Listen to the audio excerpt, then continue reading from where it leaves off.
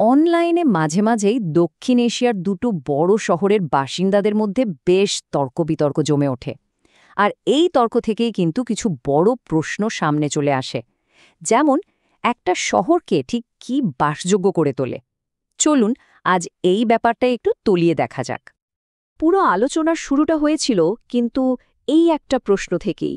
ঢাকার উন্নয়ন নিয়ে কথা হচ্ছিল, আর সেখানেই কেউ একজন কলকাতার উদাহরণ দেন। ব্যাস, এই একটা প্রশ্নই যেন পুরো বিতর্কটাকে একটা নতুন মোড় দেয়। আসলে এই আলোচনাটা কিন্তু ঢাকা আর কলকাতার মধ্যকার এক জটিল সম্পর্ককে ঘিরেই। দুটো শহরে বাংলা ভাষা আর সংস্কৃতির কেন্দ্রবিন্দু, কিন্তু দুজনের পথ চলাটা একদম ভিন্ন। আর এটাই তাদের মধ্যে এক ধরনের স্বাস্থ্যকর প্রতিদ্বন্দ্বিতা তৈরি করে, তাই না? আচ্ছা, আজকের এই বিতর্কে ঢোকার আগে একটা কথা কিন্তু মনে রাখা খুব দরকার। এই দুটো অঞ্চলেরই কিন্তু একটা গভীর আর খুব তাৎপর্যপূর্ণ ঐতিহ্য আছে। মানে দুটো অঞ্চলই কিন্তু প্রাচীন সভ্যতার ধারক। যেমন ধরুন বাংলাদেশের মহাস্থানগড়, যেটা ছিল ১৫ রাজ্যের রাজধানী। আবার ওদিকে পশ্চিমবঙ্গের বিষ্ণুপুর, যেটা মল্ল রাজাদের পোড়ামাটির অসাধারণ সব কাজের জন্য বিখ্যাত। এই ঐতিহাসিক মিলটা বোঝা কিন্তু খুব জরুরি। এই যে ছবিটা দেখছেন, এটাই কিন্তু সেই ঐতিহ্যের একটা জ্বলজ্বন্ত প্রমাণ, যা নিয়ে এত কথা হচ্ছে। বিষ্ণুপুরের এই মন্দিরগুলো শুধু স্থাপত্যের নিদর্শন না, এগুলো যেন ইতিহাসের জীবন্ত দলিল। চলুন এবার তাহলে মূল আলোচনায় ফিরা যাক। দেখা যাক এই দুই শহরের বাসিন্দারা তাদের প্রতিদিনের জীবনযাপনকে কিভাবে দেখেন বা তুলনা করেন। অনলাইন আলোচনায় যে প্রথম বড় তুলনাটা উঠে আসে, সেটা হলো ইতিহাস আর সংস্কৃতি ধরে রাখার ব্যাপারে কলকাতার সাফল্য। অনেকেই মনে করেন কলকাতা তার পুরনো ঐতিহ্য আর স্থাপত্যকে খুব যত্ন করে আগলে রেখেছে। আর দেখুন, এই কথাটা কিন্তু শুধু মুখের কথা নয়, এর পেছনে তথ্যও আছে। আর্কিওলজিক্যাল সার্ভে অফ ইন্ডিয়ার হিসাব অনুযায়ী পশ্চিমবঙ্গে জাতীয় গুরুত্বের স্মারক হিসেবে স্বীকৃত সৌধ আছে ১৩৩টি। এটা কিন্তু ঐতিহ্য সংরক্ষণে তাদের দায়বদ্ধতার একটা বড় প্রমাণ।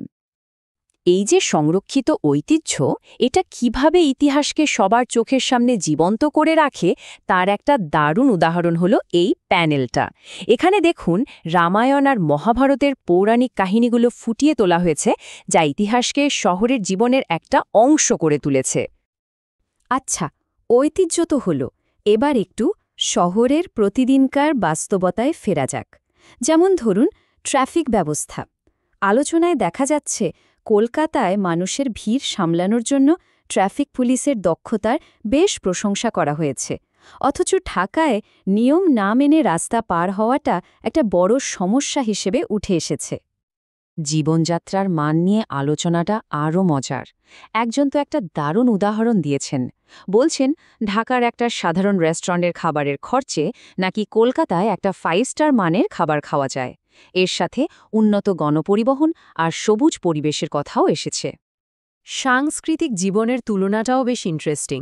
বলা হচ্ছে কলকাতার বইমেলা নাকি সত্যিকারের বইপ্রেমীরাই ভিড় জমান, আর তাদের সিনেমাকে শিল্পের একটা মাধ্যম হিসেবে দেখা হয়। অন্যদিকে ঢাকার বইমেলাকে অনেকটা উৎসব বা সামাজিক মেলামেশার জায়গা হিসেবে বর্ণনা করা হয়েছে। তো এতক্ষণ ধরে তো আমরা অনেকগুলো সরাসরি তুলনা দেখলাম, কিন্তু গল্পটা কি এখানেই শেষ? আসল প্রশ্নটা হলো, এই দুটো শহরের মধ্যে তুলনা করাটা কি আদৌ ঠিক? চলুন এবার এই দিকটা একটু খতিয়ে দেখি। এই অংশে আমরা এমন কিছু বিষয় আর ঐতিহাসিক কারণ দেখব যা আসলে এই দুটো শহরের সরাসরি তুলনাকে বেশ কঠিন করে তোলে। দেখুন, ঢাকার পরিস্থিতি কিন্তু কলকাতার চেয়ে অনেক দিক দিয়েই আলাদা। এটা বাংলাদেশের একমাত্র মেগাসিটি, তাই পুরো দেশের প্রশাসনিক চাপটা এর উপরই পড়ে। কাজের খোঁজে প্রতিদিন হাজার হাজার মানুষ ঢাকায় আসছে। তার উপর জলবায়ু পরিবর্তনের কারণে ঘরছাড়া মানুষের চাপ তো আছেই। ঐতিহাসিক প্রেক্ষাপটটা এখানে খুব গুরুত্বপূর্ণ। কলকাতা ছিল ব্রিটিশ ভারতের রাজধানী, ফলে প্রায় ২০০ বছর ধরে শহরটা উন্নয়নের অনেক সুযোগ সুবিধা পেয়েছে। অন্যদিকে ঢাকা একটা নতুন দেশের রাজধানী হিসেবে তার আসল যাত্রা শুরু করেছে ১৯৭১ সাল থেকে। এই যে ২০০ বছরের হেডস্টার্ট, এটা কিন্তু একটা বিশাল পার্থক্য তৈরি করে দিয়েছে। তবে বিতর্কে কিন্তু একটা পাল্টা যুক্তিও এসেছে।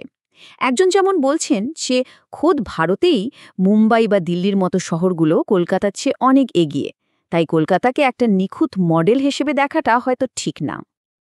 এত সব সমালোচনার মাঝেও কিন্তু ঢাকার সাম্প্রতিক উন্নয়নের প্রশংসা করা হয়েছে। একজন যেমন বলছেন, গত ১৫ বছরে ঢাকা শহরের যে বিশাল পরিবর্তন হয়েছে সেটা চোখে পড়ার মতো। এই দ্রুত উন্নয়ন কিন্তু ঢাকার এক অন্যরকম শক্তির পরিচয় দেয়।